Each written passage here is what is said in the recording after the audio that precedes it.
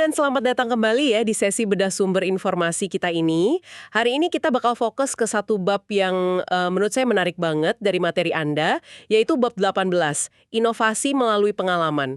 Jadi misi kita kali ini adalah gimana ya membongkar bagaimana sih jejak langkah Anda di masa lalu, termasuk mungkin jalan yang agak berliku atau bahkan yang kita anggap kegagalan, itu justru nyimpan kunci buat inovasi Anda ke depan. Kunci yang paling berdampak malah.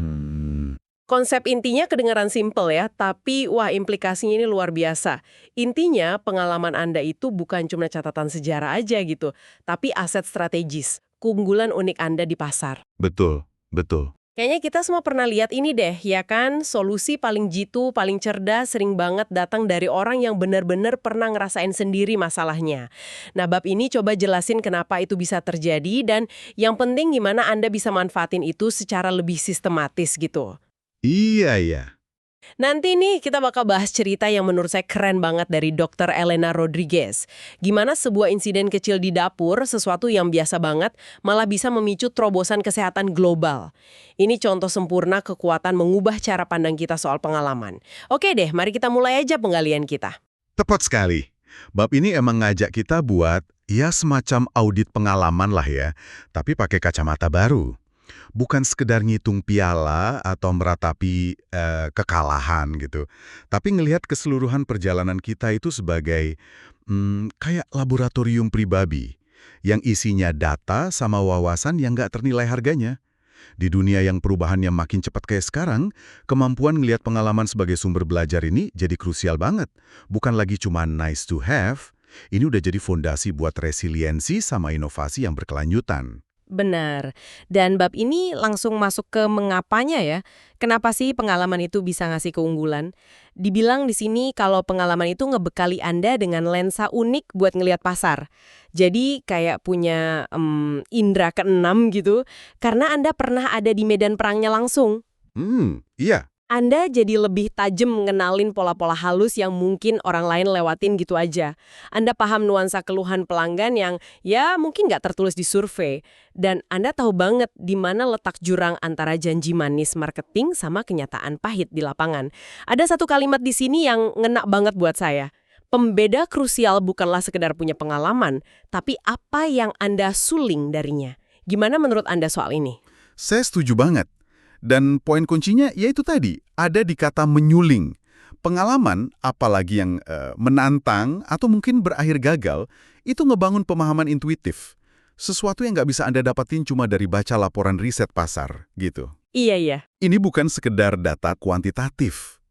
Ini pemahaman mendalam soal konteks, soal emosi, soal kenapa solusi yang dulu itu gagal total. Kenapa ada rasa frustrasi yang dalam banget.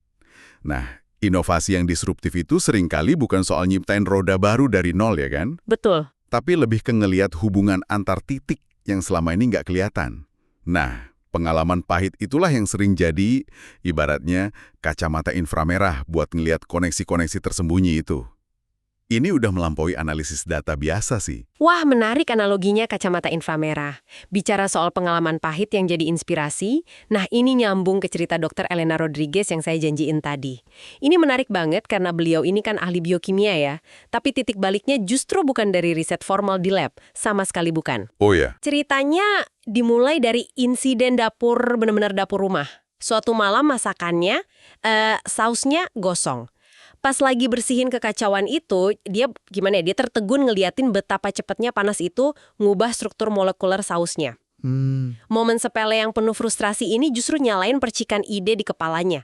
Dia mulai mikir, gimana ya kalau alat diagnostik medis itu bisa secepat dan sejelas reaksi saus gosong ini? Wah. Gimana kalau deteksi penyakit itu bisa seintuitif ngenalin tanda-tanda masakan bakal gagal? Nah, wawasan ini bukan datang tiba-tiba gitu aja. Ternyata, pas waktu itu dia juga lagi frustrasi berat. Frustrasi sama rumitnya dan mahalnya alat diagnostik yang ada. Waktu dia lagi ngembangin prototipe buat startupnya. Oh, jadi ada koneksi ke kerjaannya juga ya? Iya. Jadi ini tuh kayak pertemuan antara ya kekesalan pribadi di dapur sama tantangan profesional di lab. Kombinasi yang unik banget kan? Unik banget. Dan ini contoh klasik sih, gimana inovasi itu sering lahir di persimpangan berbagai pengalaman. Kegagalan domestik yang mungkin trivial, ya kayak sos gosong, ketemu sama tembok frustrasi profesional, alat diagnostik mahal dan lambat. Iya, iya. Nah, dari tabrakan dua dunia ini, muncullah pertanyaan, gimana kalau dia nggak buang momen kecewa itu tapi malah dijadiin semacam brief desain buat inovasi. Keren. Hasil akhirnya, strip diagnostik yang revolusioner, cepat, murah, akurat, dan bisa diakses bahkan di klinik pelosok. Ini manifestasi sempulan dari tesis bab ini. Pengalaman personal, tantangan nyata, dan keberanian ngeliat kegagalan sebagai data riset pasar yang paling otentik. Itu bisa ngelahirin solusi transformatif. Bisa dibilang, kegagalan saosnya itu jadi bagian dari R&D yang nggak terduga. Luar biasa ya, gimana perspektif bisa ngubah segalanya. Saus gosong jadi R&D, haha. Dan bab ini nggak berhenti di cerita inspiratif aja, ada kerangka kerja praktis juga yang ditawarin. Salah satunya, fokus ke cara ngubah kegagalan masa lalu jadi aset strategis, bahkan fitur unik. Langkah-langkahnya ini cukup menantang kejujuran diri kayaknya ya. 1. Buat inventarisasi kegagalan bisnis utama Anda. Ini butuh berani ngakuin sih. Iya, itu langkah pertama yang berat biasanya. Kedua, bedah tiap kegagalan. Masalah spesifik apa sih yang sebenarnya terjadi? Jangan cuma bilang gagal gitu aja. Ketiga, sulin pelajaran kunci dari masing-masing. Apa intisari pembelajarannya? Nah, ini langkah krusialnya. Pikirin gimana wawasan mahal ini, karena kita udah bayar biaya kuliahnya kan, bisa jadi unique selling proposition atau keunggulan kompetitif Anda sekarang.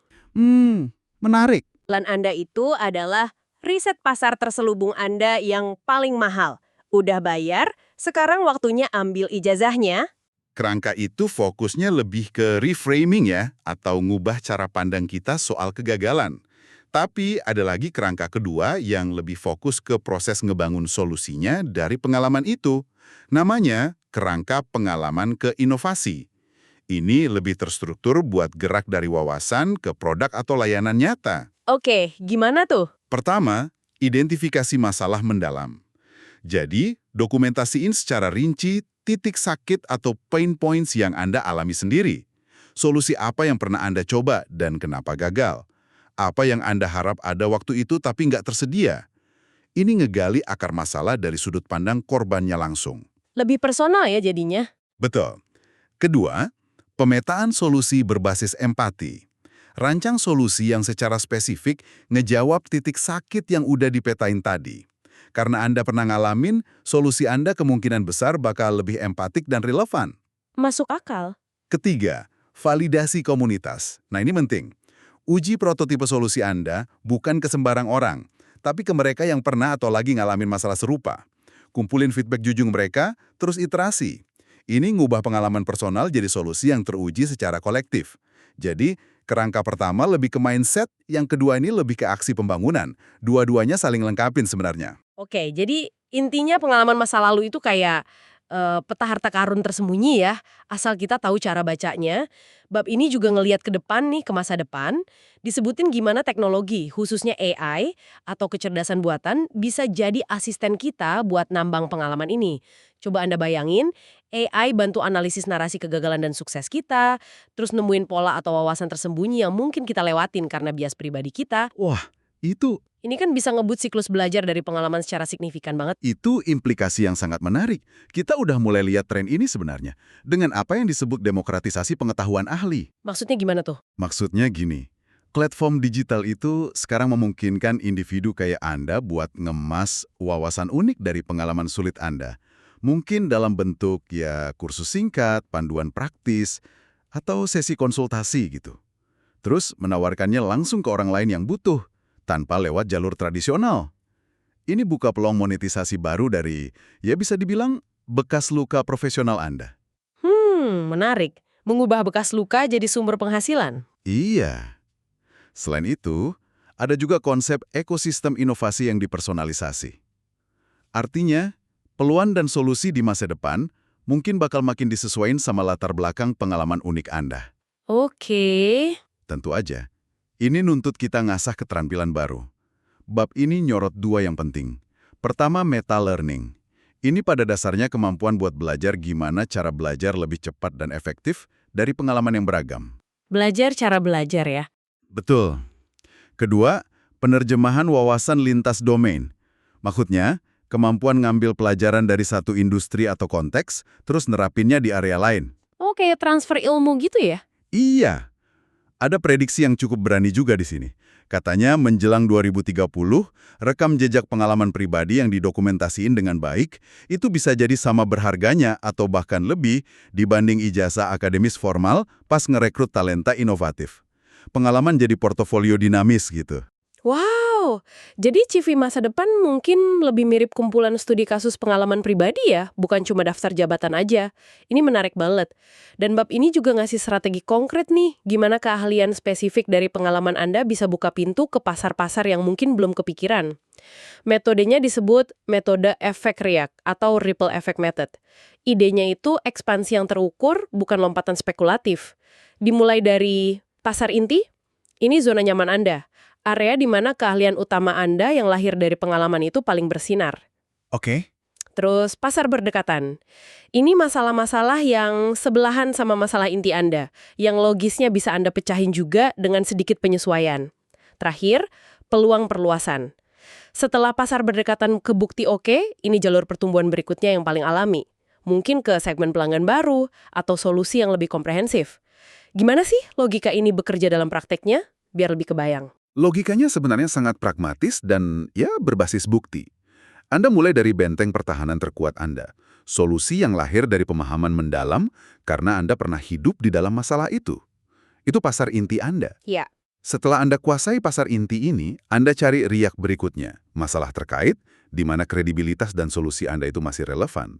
Itu pasar berdekatan. Nah, validasi di pasar berdekatan ini ngasih Anda data dan kepercayaan diri buat melangkah lebih jauh lagi ke peluang perluasan. Oke. Jadi ini pendekatan ekspansi yang meminimalkan risiko terbakar karena nyoba lompat terlalu jauh atau masuk ke area yang Anda nggak pahami secara intuitif. Tiap langkah ekspansi itu didasarin sama pembelajaran nyata dari langkah sebelumnya. Bukan sekedar ngikutin tren pasar atau asumsi. Fondasinya ya pengalaman otentik Anda itu. Pendekatan yang masuk akal banget ya. Membangun lapis demi lapis berdasarkan bukti, bukan spekulasi. Akhirnya nih, bab ini bawa kita ke satu pengingat penting. Inovasi berbasis pengalaman ini bukan proyek sekali jadi terus udah selesai, bukan gitu. Bukan sama sekali. Ini siklus tanpa akhir. Diperkenalkan juga siklus inovasi berbasis pengalaman yang kurang lebih jalannya gini. 1. Amati gimana pasar ngerespon solusi Anda. Dengerin baik-baik feedbacknya. 2. Analisis data dan pola dari respons tadi.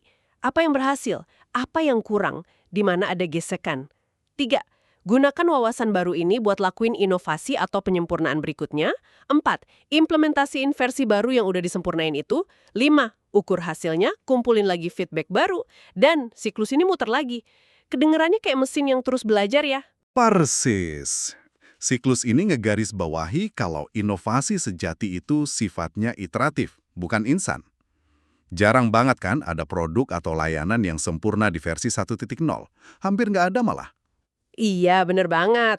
Kesuksesan jangka panjang itu datang dari komitmen buat terus-menerus nyempurnain, berdasarkan interaksi nyata sama pasar dan pengguna. Tiap putaran siklus ini, itu kesempatan buat bikin solusi Anda lebih tajam, lebih relevan, dan lebih adaptif sama perubahan lanskap kompetisi dan kebutuhan pelanggan yang dinamis. Jadi nggak ketinggalan zaman ya. Betul. Pengalaman baru dan feedback dari tiap iterasi itu jadi bahan bakal segar buat inovasi selanjutnya. Ini yang bikin bisnis atau ide Anda tetap hidup dan berkembang, bukan jadi fosil. Oke, jadi kalau kita tarik benang merahnya nih ya, dari seluruh penggalian kita di bab 18 ini, pesannya tuh kuat banget dan memberdayakan sebenarnya. Pengalaman Anda lengkap dengan semua tikungan tajamnya, jalan buntu, bahkan kecelakaannya, itu bukan bagasi yang ngeberatin, justru sebaliknya. Itu tambang emas inovasi Anda yang paling otentik dan susah ditiru pesaing. Setuju sekali. Aset unik itu. Tiap tantangan yang berhasil Anda lewatin, atau bahkan yang bikin Anda kesandung, itu udah menempa Anda dengan wawasan unik. Mungkin nih setelah dengerin ini, Anda jadi kedorong buat ngeliat lagi arsip kegagalan Anda, tapi bukan dengan rasa sesal ya, tapi dengan rasa penasaran kayak seorang detektif gitu. Iya. Bukan sebagai nisan akhir sebuah proyek, tapi sebagai petunjuk awal buat petualangan inovasi Anda berikutnya. Siapa tahu ide besar Anda mungkin lagi nunggu buat digali dari sana. Terima kasih banyak sudah menyimak pembahasan mendalam kita kali ini. Sebagai penutup nih, saya pengen lempar satu pertanyaan reflektif aja buat Anda bawa pulang. Yang terinspirasi langsung dari inti bab 18 ini. Kalau Anda coba pindahi lagi peta perjalanan Anda sampai hari ini, kegagalan atau frustrasi mana sih yang sebenarnya nyimpen data pasar paling kaya, yang mungkin belum pernah Anda benar-benar bongkar dan manfaatin buat ngerancang terobosan Anda selanjutnya? Pertanyaan bagus tuh. Jawaban jujur atas pertanyaan itu bisa jadi adalah koordinat titik awal buat inovasi Anda yang paling bermakna nanti. Pengalaman Anda adalah model unik yang nunggu buat diaktifkan.